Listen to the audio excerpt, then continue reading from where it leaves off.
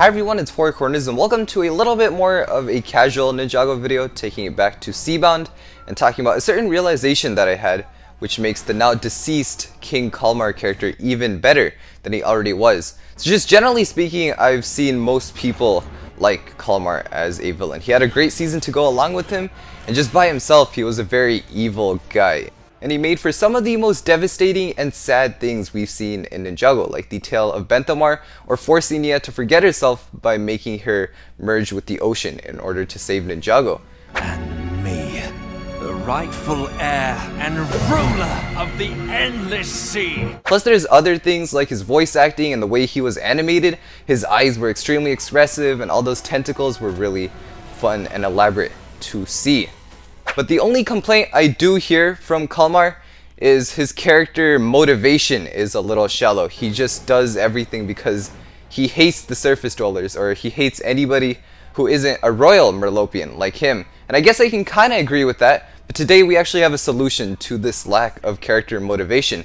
I was looking at the Master of the Sea flashback that we got, and it kind of hit me that Merlopia was probably the dominant civilization back then, because Ninjago back then did not have any land until the first Spinjitzu master came and made the islands. And so since the Merlopians already existed, they were probably the dominant species. I mean, there were probably little bits of land for the keepers to live on, but it's basically the reverse of the situation right now, where the surface world is the main world and the ocean world is the secondary one. Back then, since the whole world was basically an ocean, Merlopia was probably huge, and they could still be big because the ocean is still a big place for them to expand upon.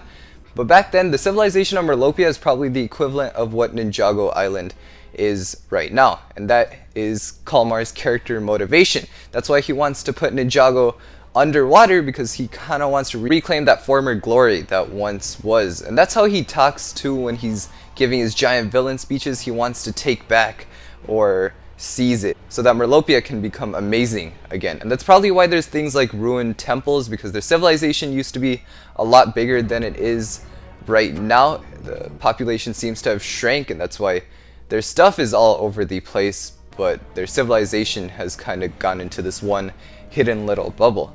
Comment down below what you think about this. Do you think this was another reason for Kalmaar wanting to take everything back?